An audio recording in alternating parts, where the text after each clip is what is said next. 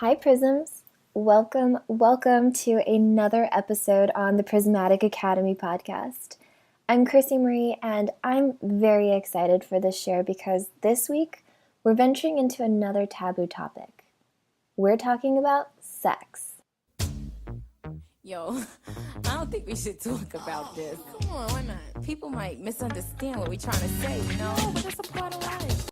Okay, so we're not just talking about sex. My special guest, the wonderful sex coach behind Sexy Soul Matrix, Erika Briones, and I will be attempting to dive deep into heart-centered passion, the beauty of self-love, the benefits of tantric practices like eye gazing, and we even chat a little bit about BDSM, sex clubs, and how to have a safe and loving sexual experience that creates meaningful connections at the soul level. Erika shares with us her own vulnerable and intimate story, along with her wisdom and talent in how she helps people open up, understand sex in relationship to their self, and she even gives us some juicy advice on how to have the best sex ever. Get ready, because we're about to turn up the heat here on the Prismatic Academy. So without any further ado, here's episode 13, Sexy Soul Matrix with Erika Briones.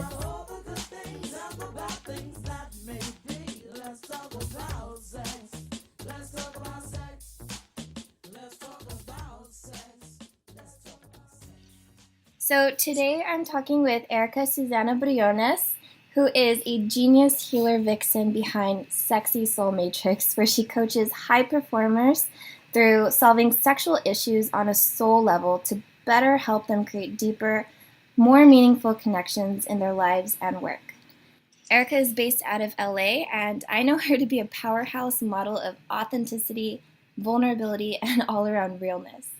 I love her Facebook Lives, where she shares intimate pieces of her own journey, blended in with her wisdom and learning. And without further ado, let's jump into our chat. So Erika, thank you so much for being on this call with me. I'm so thrilled to hear more about your work and story, and it's so inspirational and something so vital, yet as a society we tend to keep these parts of us hidden in the shadows. So maybe we can start with you sharing with us a little bit more about your work and how you're changing people's lives for the better. Thank you, Krissy. That was an amazing introduction. Wow. For an amazing person. It felt like a shot of espresso. Yay.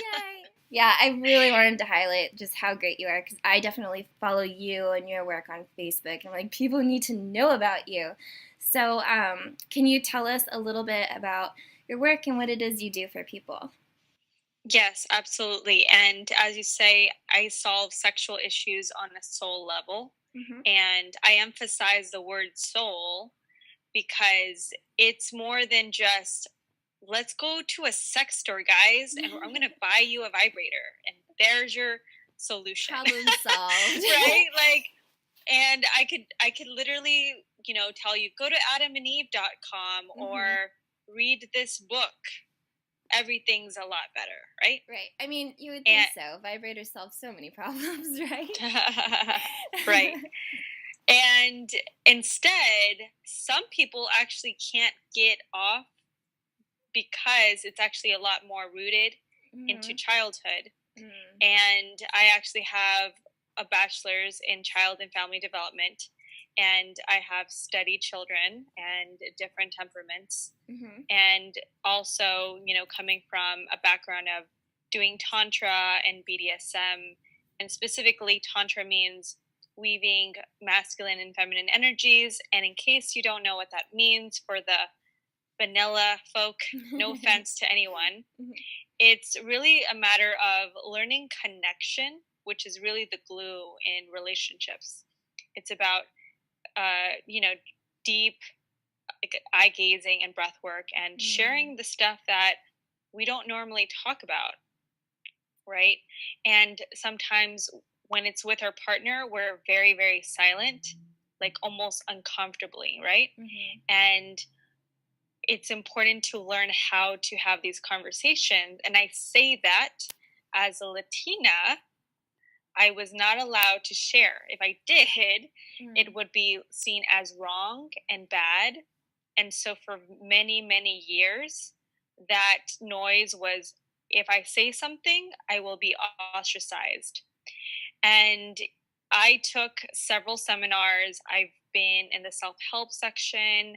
And for me, what changed a lot was there was literally a book that I saw looking back at me, which happened to be Gabrielle Bernstein's May Cause Miracles. And I was homeless during the time. And I just remember Cheetos in my car. And I was going to Barnes and Nobles religiously. And once I found this book, I said, oh my God, I wish I can do this one day. And, was doing, like living a double life. And in terms of the BDSM aspect, BDSM is about, a lot of people think it's about dungeons and flogging and, like 50 Shades of Grey. It's so much more psychological than that. Well, let's go into, what does BDSM stand for specifically?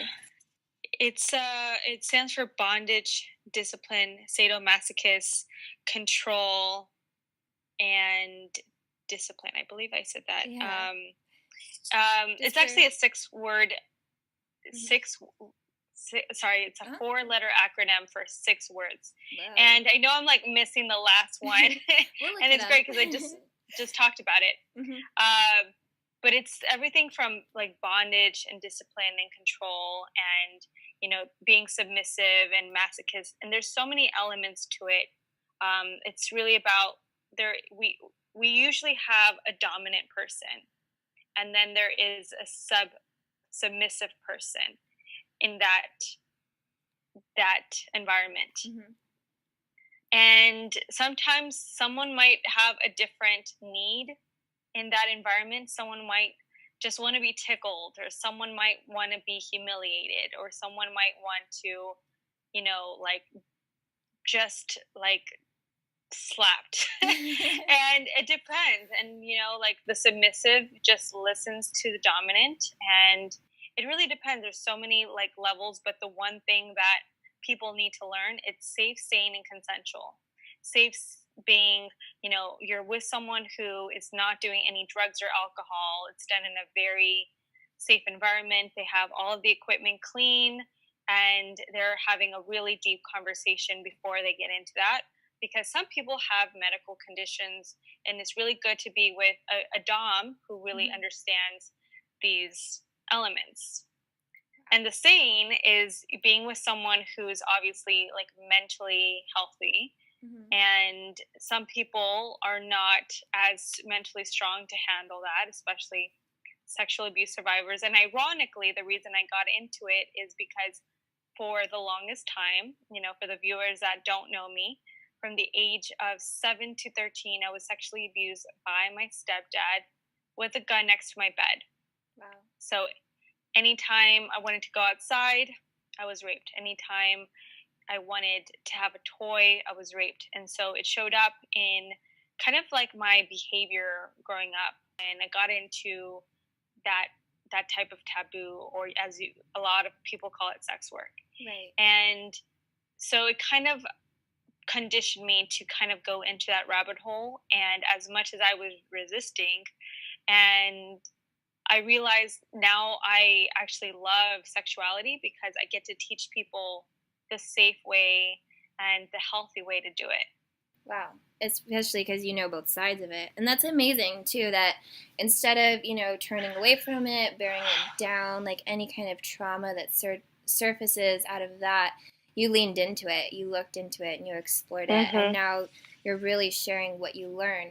And I can understand how people might have, a lot of reservations around BDSM. I know that for me, just the thought of it kind of scares me a little, because I don't know if I trust somebody enough, not just with my body, but with who I am. So how has that affected you? What have you learned from it? And what do you hope people take out of it? Not that you're going around like prescribing this, but when you do recommend it in those cases where people can benefit from it, what do you hope that they gain? Okay, really good question.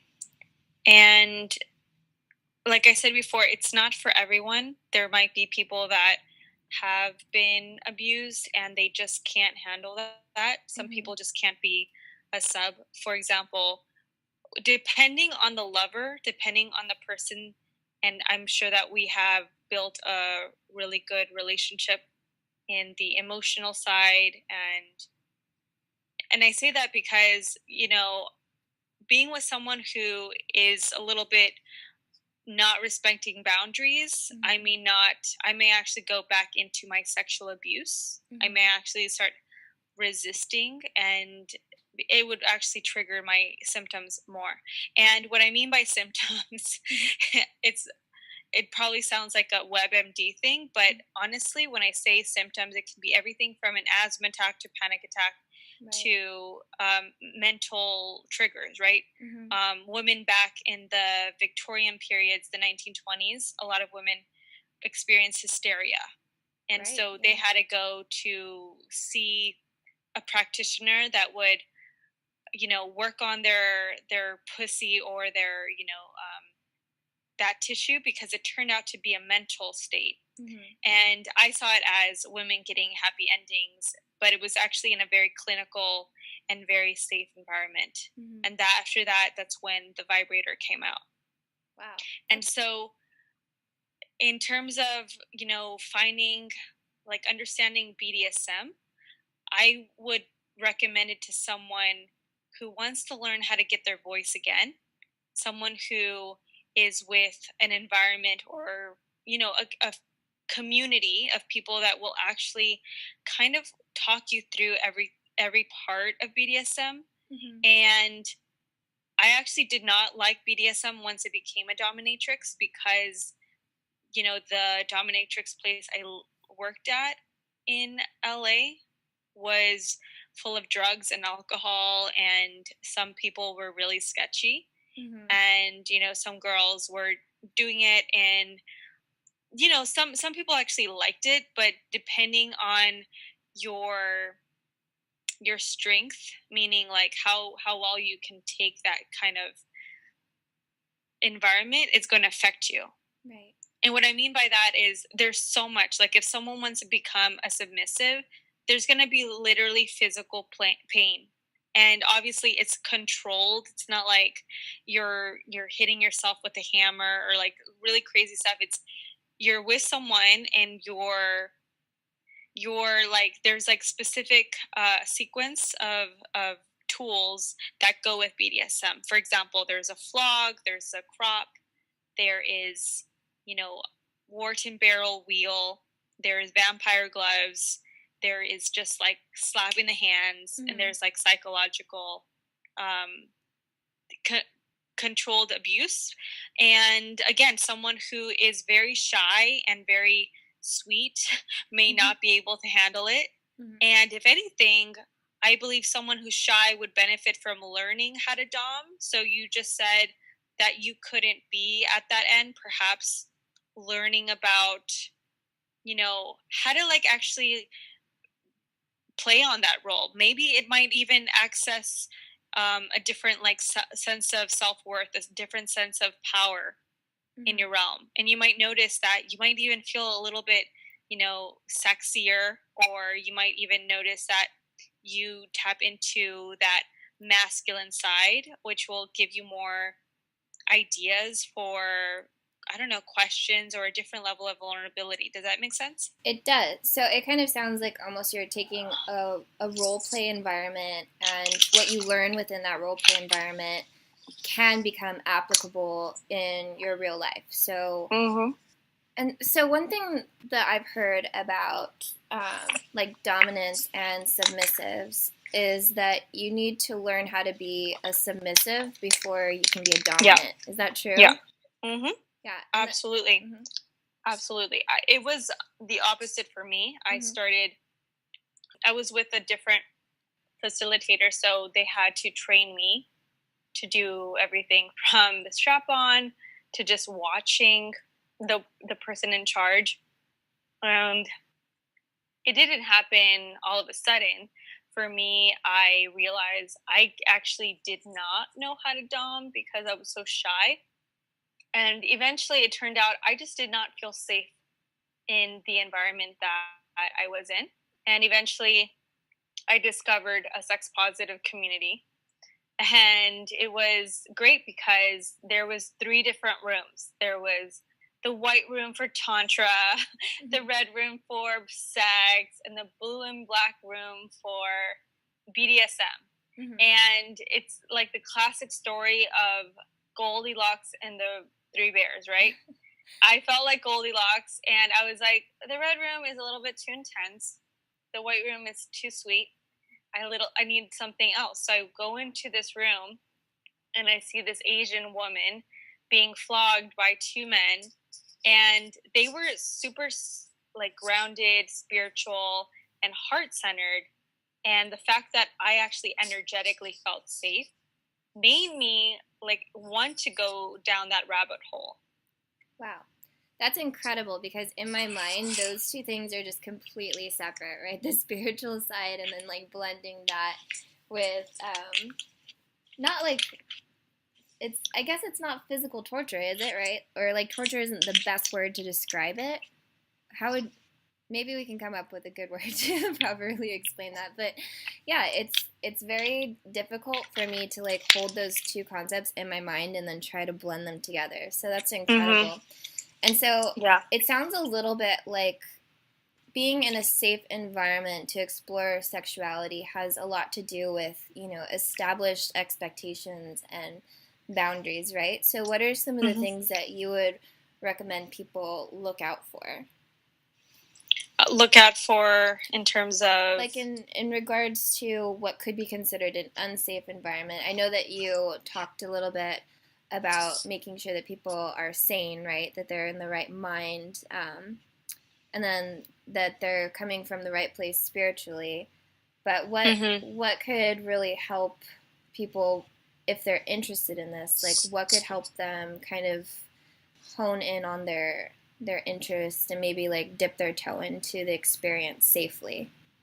That's a really great question, and I would say do your research, really get to know the facilitators, really get to know what is their background, and where are you finding these specific tribes. We obviously hear about meetup.com, and then there's FetLife, and then there's so many different, even Facebook groups, right?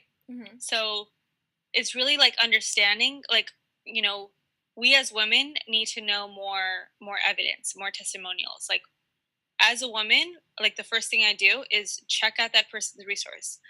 Back when I was younger, I was just so numb, and I just didn't care because I was just depressed, right? And now that I'm older and I've gone through a lot of like crazy shit, that now it's like my safety is so important, because it's obviously going to affect my emotional and cognitive health down the line. Right. And I don't want to make that risk, right? And sexuality is incredibly precious. Obviously, us as foodies, we have to be even more careful about where we get our food. Where is it coming from? Is it GNO? And the same thing, that we have to be just as careful with sexuality. Like, where did this person train with? Do they have like any bad reputation? Are they honest? Do we actually feel in our heart, like, is this person going to respect our boundaries? And then energetically, even listening to that person, right? Hop on to a call with the facilitator and energetically, like, just notice if you feel excited. If you notice after a conversation you feel like tired, or you're just like feeling kind of like irritated, I would say don't go there. And I remember an incident that I just took a seminar, and I was like super on cloud 9. I was extremely hyper and happy, and I found this like position. I haven't shared the story before. To be like a hostess at a BDSM bar, at a BDSM club. And I thought, oh, that's so hot, like, that's amazing. And I went to this sketchy place, and there was obviously like the dungeon side, and then the person was saying, oh, this is going to be very exclusive, and please be very careful with discretion because there's a lot of celebrities. And then this person was name dropping, and somehow I just felt like uncomfortable, energetically uncomfortable. People were staring at me, and it just felt really creepy. And I don't know why, but I said, you know what? I'm just going to use this day as an experiment. And so I'm just going to warn some people that may be out there to just put your headphones on in case if you have little ones, please put your headphones on. Plug your ears. So I go to this section of the sex club, and I finally figured out what circle jerk means. Oh, well done. I wasn't planning on it, and I was in the middle of a swing. And back in the day, I thought swing clubs was people on swings having sex. Right. Mm-hmm. Yeah, I realized that that's not what a swingers are. So basically, I sat in a swing, and there was all of these guys around me, and basically jerking off in a circle with a girl in a different area, waiting for guys to have sex with her. And after that, I said, I'm not going to work here. I don't feel safe here. I feel there's just a lot of negative energy. And I later found out that a lot of people do, cocaine. And I said, that's just not me. Like, that's just not where I feel aligned. And, there's other sex clubs and places that, they use that time for the first hour to just have a conversation. And I really recommend that if you don't know Reed Mahalko, giving him a shout out. And if Reed hears me, I'm like, hey, Reed. He's actually a big inspiration for me, really tuning into my sexuality, because he really gives a lot of sex educators a good idea of what it means to feel safe and to understand about how sex can be safe and fun. And so he has these play parties where he will lecture for about an hour to talk about condoms, STDs. He does connection games. And then, he actually has a kit for lube and condoms, and he'll have specific people, almost like sex referees. Well, they will literally assist you and give you the tools that you need if you're about to have sex. Wow. Everything from towels to wipes, and everyone is made sure to get with a partner and do a lot of connection games. They play, one of the games is, what is your wildest and mildest sexual fantasy? And we will talk about boundaries and consensual. And we will literally, be last time I saw him, I was at Intimacy Fest with my friends Dave, Buddha, and Reed, and it was just an amazing experience because nudity is appreciated, everyone is safe, everyone is able to say no. No is encouraged. And that's when I left feeling excited about sexuality. I actually felt like I really wanted to learn more about it, just because I was with those facilitators that talked about everything. And that's just kind of a little bit of a contrast between the sex club and the sex party. Right.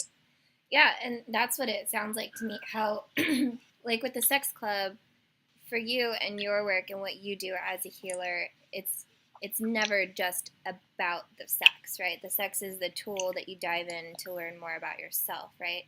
And so, even as I was listening to you share your story, I noticed for the first time, I'm like, wow, I actually feel nervous about sex and talking about sex. And that's something that I don't think I've ever experienced before. I'm pretty open and I don't care. But when I hear you talking about these facilitators and creating a really unique, authentic, intimate experience around sex, that is something that actually sounds, not just safe, but more natural. Mm-hmm. It just felt like that's a more natural way of being. I mean, minus having like sex referees or spectators, but I mean, you're not going to get that kind of coaching from anywhere else. So why not, in a safe environment with people who are there supporting you from a heart-centered place? That's incredible. Mm-hmm. Absolutely. Let's talk a little bit about the games of connection. I know that you mentioned eye gazing earlier, Mm-hmm. and that's something that I experienced for the first time maybe about a year ago. And I have to tell you, it was only for 2 minutes, and it was the most uncomfortable thing that I've done in a really long time. So can you explain to us a little bit about what eye gazing is beyond the obvious and what it does for people? Yes, and this is something that I'm very, very fascinated with. And I'm very fascinated with the human eyes. Besides the brain, I'm fascinated with the eyes because I technically have like a twitch that happens on and off.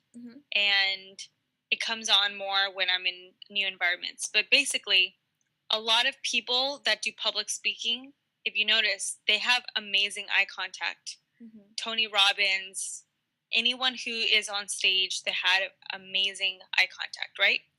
And sometimes I look at those people and I wonder, how do they do that? That is scary, right? Because they're being seen, right? And it was interesting because I recently went to my friends Mystic Misfits to have a really cool organization where they do tribal dinners, and we do a lot of like connection, heart-centered exercises. And I had to go in the middle of the circle and share like my story. And one of the guys who I was very attracted to that always helps, right? Oh no. he said, "Wow, like you have really good eye contact. I wish I could do that." And I said, "Well, I want to teach you that." And basically, when we do eye gazing and the tantric philosophy, when you're looking at your partner's left eye, specifically the left eye, you're supposed to be getting ancient wisdom that you're just being channeled. And when you do that for a long period of time, along with the breath work, along with the intention setting, different things can occur. Sometimes doing eye gazing can just create like sexual, like your sexuality is heightened. You're going to be turned on more. In other situations, you might just be vulnerable. You might just be emotional, and crying is a form of orgasm, I believe. And other times you might not feel anything, and you just start to kind of understand humanity in that realm. And there was a quote that came up where it's okay, the quote is, "Connection is our humanity." And intimacy is just really tuning in to the in-between times when we're not speaking. Wow. And that energy in between is everything. That's why we say, like, silence is golden, and silence also speaks volume. I love that. Yeah, I think Jimmy Carter was one of the ones who comes to mind for saying that too. Like, the bond between our humanness is our connectedness, or something along those lines. That was just really inspirational and meaningful to me. And yes, I wasn't one of the ones who got turned on through eye gazing. In fact, it was just so vulnerable looking back at this person who I felt could actually see me, that was really looking at me. And the whole time my mind was racing, asking myself, is this okay? Like, am I okay? Can she, like, what can she see? I hope not. And I do remember crying. And at the end of it, my partner, who I was eye gazing with, she was crying too. And there was just like this moment where we saw each other's beauty and understood, each other through our vulnerabilities, because we were kind of connecting on that level of like, hey, we're really the same in this activity that we just shared. So it was incredibly powerful. Something so simple, right? It's so simple. Absolutely, and it's so different with every person. Sometimes you might even feel like more intuition. You might even gain more sympathy. Your eyes might relax, and other times you might even finish each other's sentences. Wow. And I was on a panel with Dustin Garrett, who does Evolve Masculine. Oh my God, he would kill me if I'm like butchering. But basically, Dustin Garrett coaches men around sex, love, and power. And I was invited to be on a panel, and I would be next to these 4 goddesses. One of them on my left-hand side was about 65, the most energy, the most sense of love that I've ever seen from an older woman. And the other 2 women were sexologists and experts. And then I was in between. And so like sometimes we have, different people that we look at. But basically, like, sometimes we think Tantra has to be sexual, right? We might talk to someone of the opposite sex, and it might make that person think, oh, well, this is going to go somewhere. And instead, we could always just shift it into, we're just learning about this topic that we haven't talked about before. And that's how I was programmed is, oh, if I talk about sex with the guy, it's going somewhere. Right. Yeah, and I think that we're just brought up with so many like stories about sex to where, that is the anticipated outcome, or maybe like the default conclusion that people jump to, which is why I guess we don't talk about sex openly in certain spaces, which, we guard our sexuality from others in a lot of ways. So in your work, it sounds like you do a lot of unlearning, like unprogramming of these stories. Can you give maybe some examples or share some stories, maybe even your own, about the type of unlearning you had to do that brought you closer to your authentic self? That's a really good question.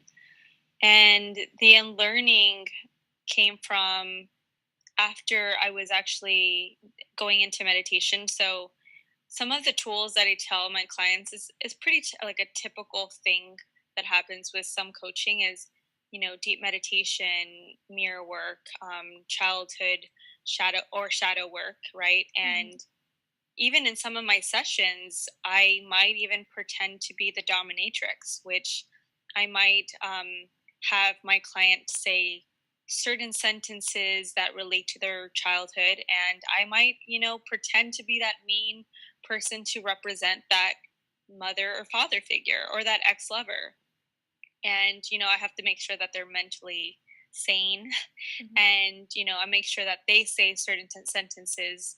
For example, I will not let that in. And, like the goal is for them to almost be hypnotized that is not true, that those sentences are not real. And for me, in terms of the unlearning, it was very, very simple exercises from meditation, doing emotional freedom, which is my signature tool. And it's not a tap dance or tap out like jiu-jitsu or tap in that ass or tap in the screen. It's psychological acupuncture that sends this calming signal to the amygdala. And the tapping aspect is a Barbie hand that looks like a karate chop, and then you're doing it to different parts of the face, so it's like you're hitting your face. And sometimes I'll laugh with my clients and say, I'm going to make sure you're going to hit yourself, but then I'm obviously joking. But it's basically just really like talking about the stuff that we are not wanting to talk about, because we as women we're in our head a lot. And we're thinking, is this going to be good? Am I going to be good? Oh my God, he's so hot. Do we have condoms? Did I get tested? Like, so many things come up, right? Right. And then before you know it, it's in, we had sex, and then it's over. And we're like, what happened? Like, I feel like I wasn't there. Oh, girl. Let me tell you. And that has happened to me before my transformation. Several lovers said I was horrible in bed. I was horrible. Because you're present, right? Like, it's so difficult. I feel like, especially for me personally, it's really difficult to get outside of my head during sex, because I think just as women, we're raised or even programmed to be people pleasers. So I always think that it's like so weird to hear if you were told that you're horrible in bed, you're like, but I was just thinking of you the entire time, as opposed to like being present. Mm-hmm. So how would you recommend women get outside of their head and to be present and to be connected with their partners to fully experience, you know, the pleasures of being intimate with somebody? I would say play. Play. Ooh, yeah. Play before. Guys don't get foreplay. I mean, they get the foreplay via text. You know, they're sending tumblers, and by the time they see you, they're just wanting to just get there, like, and they're expecting orgasm, and they're expecting mind-blowing sex, and sometimes they are not going to be able to finish because even the guy who might have a porn addiction, they might be in their head. And this is rare, like, I'm not saying all of them, and it's just based upon, you know, where did they learn? Maybe they just learned via porn or nudie magazines, or they just had a horrible experience in the past, and so they're so used to just having casual sex. And, you know, having quality sex is almost like food. So it's like some people go to fast food and they just want instant gratification instead of a 5-star experience, which is really about presence, is literally that new currency, right? The new now is alignment and presence. Right. And for women to get into their bodies is what I do with my partners. I always tell them, well, teach me something. Like, the first thing I'll do, like, one guy that I was very attracted to, I would said, oh, teach me something. And he taught me jiu-jitsu. and then he says, oh, teach me something. And I said, oh, let me teach you how to meditate. So we played that game. And after that, we ended up like we were like making out. And that was one situation. The next one is I taught one lover breath work. So I was teaching him a lot of like breath work, like, you know, breath of fire. So we hear this a lot, and it's a nasal and stomach pumping exercise. And the more you do it, you're going to just feel really light. And so I would do this across from a partner. And, you know, after we're doing this breath work, then I would eye gaze with them. Oh, wow. And they probably never experienced this before, huh? Yes. Wow. And then usually we as women, we're waiting for the person to seduce us. And then the next thing is, if you're a shy person, do that breath work for 5 minutes. And after that, crawl to them. Like, sit on the floor and just crawl to them and just be like, hey, what's up? How's it going? And just be playful. And that might lead to some place where you're just really present, and really start practicing noticing just being in your body now. Like right now, like, are you sitting down, or are you smelling something? What are you smelling? What are the senses around you? What do you see? What do you hear? What are you feeling in your heart? And just like practicing mindful exercises every day, it's rewiring the body and the mind to learn itself. Because we're so used to, I need to learn my partner before I know myself. And in the end, we end up not knowing our body. We end up not knowing our own operating system. It's like you get to know your partner's Android phone more than your own iPhone. You're like, I know how to play with his Android, but when it comes to your own iPhone, you're like, I have no idea how to use my phone. Right. And then that's so great that you bring that up, because it's kind of an idea I've been circling around maybe for the past couple months is, we're taking so many cues from our external environment to tell us who we are, as opposed to giving the cues to our environment and actually like showing up, in a way that is present, presenting yourself and letting your environment respond to that, and how like one place is disempowering and then the other place is more empowering. So kind of playing with how you want to show up, and I can see how that can, really be powerful, especially in intimate experiences. Mm-hmm. Showing up as you. Exactly. And and again, even if you're single, and I wish I could say this to the younger me who was just not listening, is, just learning how to be with your body, taking a dance class, taking a salsa class. Right, yeah. I know there's like tons of dancing. There's ecstatic dance. I specifically recommend salsa dancing or even a burlesque dancing totally. class. Yeah, I learned so much through salsa. It's incredible. Like, not just yourself, but learning how to let somebody lead you.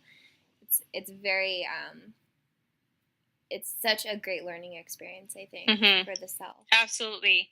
And I've actually interviewed some of the top dancers for about 7 years, and that experience of understanding some of the top dancers has allowed me to understand more about body language and interacting without speaking. Right? In salsa, it's very sensual. And, now that I'm older, a lot of people tell me, you're so picky, Erika. And I say, I know, because I want to make sure that every dance is the best dance I've ever had. Wow. And sometimes I will look at a partner and he's somewhere else, and I will make sure to not look at them, because energetically I feel they have different motives. And some of the best dancers that I look at, they're smiling, they're looking at me, they make me feel like I'm the only person in the room. And that's like a tantric experience as well. And magnetism. And I feel like a lot of dancers need to practice tantra, especially salsa dancers, because they can actually be more with the music, be more with their partner, if they're practicing how to even surrender, like with their eyes. Because dancers, they're usually thinking about what pattern, what footwork am I going to do? What am I going to do next? Like, it's more trying to, they're rehearsing their inner script. We're all technically rehearsing. Like, even right now, like, I don't have like a monologue, that I rehearse with you. Like, this is just organic. And some people don't know how to do that because they're rehearsing what's the next thing to say because they want to be right. And that's kind of like how sex is. We listen to Cosmopolitan and tons of like the Kama Sutra book, and it's great. It's great to learn that stuff too. But it's also good to just kind of like listen to what your body says. And it's something that you can't like really learn right now. It's something you would have to get when you're being coached one-on-one. Could you elaborate more on that? So the benefit of being coached one-on-one is just the helping to shine a light on things that you yourself can't see, that's in your shadow. Okay. It's things that we don't know, right? The car analogy, right? Like I could say, just go watch this video and you're going to learn how to drive tomorrow. And no one can watch Fast and the Furious and become a good driver the next day. And I say that because I have a fear of driving sometimes, especially with left turns. But that's a whole different story that I'm not going to get into.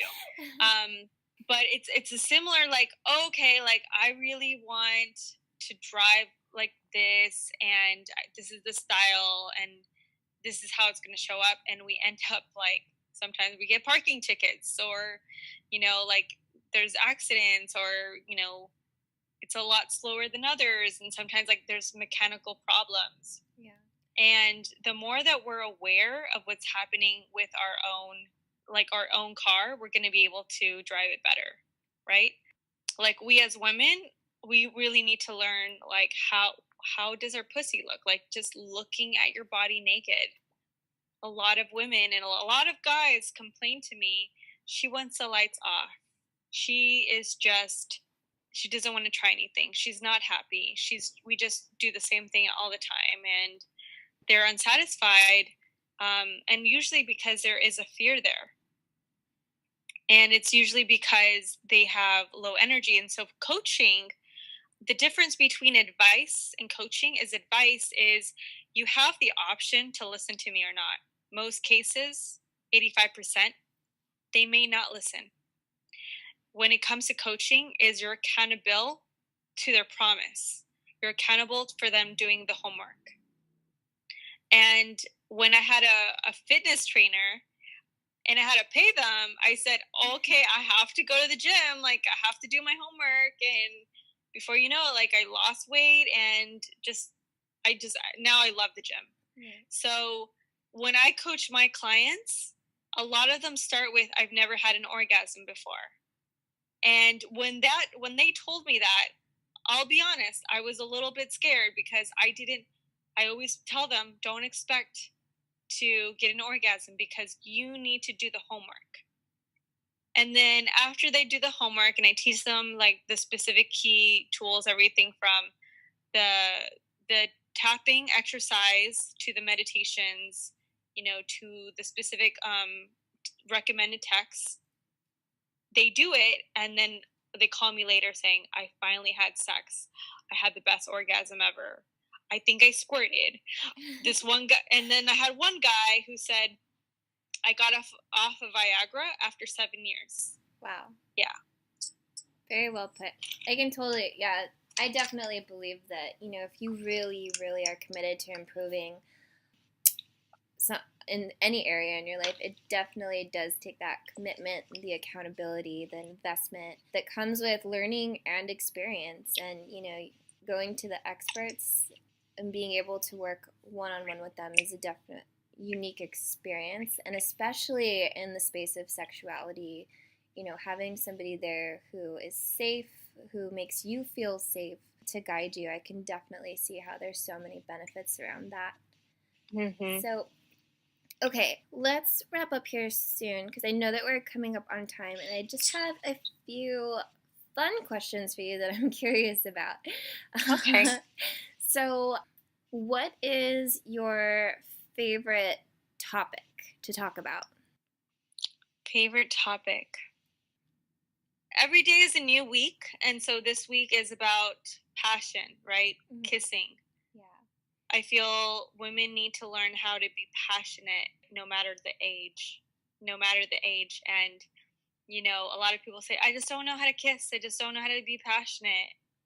I'm tired, and trust me, I get tired too. But always food is really a big part of passion, right? Mm-hmm. If you're eating like really bad food, you're going to feel bad as well. If you are in that space where you're like, I want to just ignite passion, like go work out, go like feel sexy, put on a Beyonce song, take that class, and then even if you have to self-pleasure yourself, just do that. And then you never know, you might even have your partner look at you differently because you're not codependent on him for the D. And they might just be thinking, wow, like she's really in herself. I'm kind of jealous. Mm-hmm. They're guys get jealous when a woman is doing her own thing, and that's a beautiful part. Passion comes from you just finding it within yourself. It's something that always happens. And again, that's not everyone. A lot of people just put on the blame game or they gossip, and that you start to lose that passion. Start to kind of be aware of your conversations and, get excited. Get excited about sex. It's very energizing. And I love that you said that, just because I agree with you. Women need to be passionate, and that is, I feel like, so much a part of our feminine energy, right? The passion. And I feel like the masculine's job is to kind of give the space, the boundaries, the limitation for the passion to play in. It's almost like when you see a man playing an instrument and the woman dances. That gentle or even vigorous, just that natural flow and expression that comes out from women.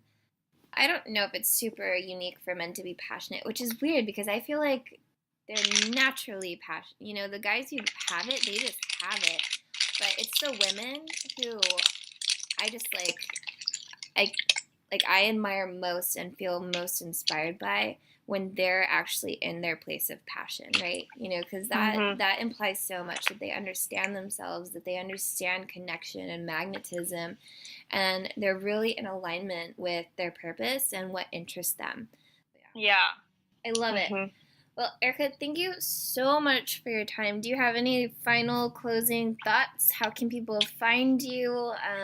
What do you hope to leave people with? Oh, thank you for that last question. Before that, I just want to say thank you so much, Krissy, for this awesome conversation, this podcast, and how you interview. You have amazing interview skills. Oh, thank you. So I'm actually going to be creating a 3-month coaching program specifically for women who want to change everything from their sex life, career, to purpose.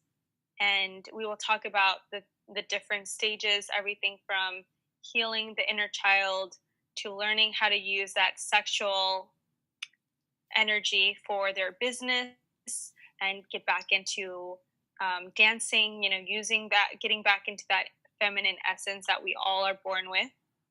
And also, I do have a newsletter that's about to come out.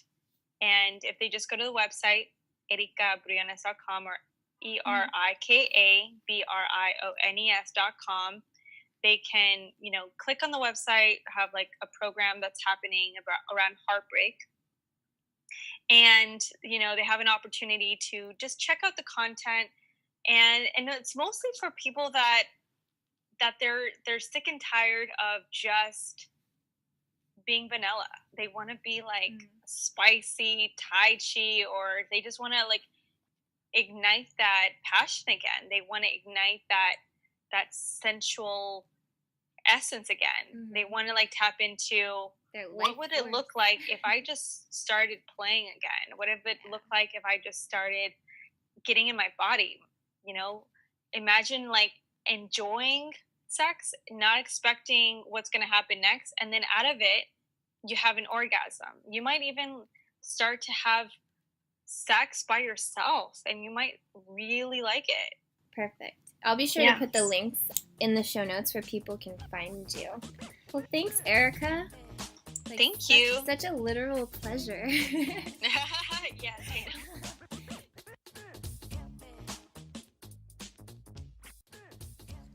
Thank you so much to Erika Briones for sharing her story and Vixen wisdom with us. You bring such great energy, and it's always fun chatting with you. I definitely feel like I learned a lot. What about you? A few thoughts that came up for me post-conversation centered around women getting out of their own heads, getting out of the way of our own passion. For those of you who follow me on social media and read some of my writing, you know that I post quite a bit on sexuality, and my paintings are very sensually expressive, so it might be surprising for many to hear that sex and sensuality are two things that I completely struggle with in my life. I just can't seem to get out of my own head and connect with someone sexually, and it's quite literally frustrating. I find that in my interactions, I'm always thinking about the other person. What would make them happy, if I look okay, if they're enjoying the sex. I get lost in everything else going on, and before I know it, the experience has passed. Don't get me wrong, I'll remember being there, but without being present or the feeling that we're two people coming together to create a beautiful experience, it kind of brings up so much emotional trouble and mental speculation for me that eventually bleeds out into my relationships, often ending them prematurely. So even though we might be left with a friendship, there's not really that deeper connection or better understanding of each other, which for me is really disheartening and kind of takes away from my enthusiasm and feeling safe when it comes to showing my passion to another person. And I think that that's really what's been the motivation for me behind learning about sex and sensuality and how they relate to me, or rather, how I relate to them. I can't deny that I deeply crave that intimate feeling and experience of knowing what it's like to share fully who you are in being with somebody, to feel seen and cared about, and to have them know that you see and care about them too in a way that is just pure love and a celebration of what you both share. What I do know is that creating this kind of experience and a sense of deeper love and connection really does start with you, loving yourself fully, especially when you feel vulnerable. After all, what is more sexy than that? I know that I still have a lot to learn around this, and I'm honestly looking forward to it. We were given some really great tools and advice from Erika, and I'll be sure to share my experiences with some of them in future episodes, but I'd also love to hear from you. So feel free to connect with us on Facebook at the Prismatic Academy, on Twitter at Life Prismatic, or on our website at The Prismatic Life. And also, if you're enjoying this podcast, please be sure to leave us a rating and some feedback on iTunes or wherever you listen to podcasts. It's super helpful to both me and the show and helps us to connect with more amazing people just like you. I hope you guys have a great rest of your week. This chapter is definitely not closed, but we'll bookmark it for now. And until next time, cheers, everyone.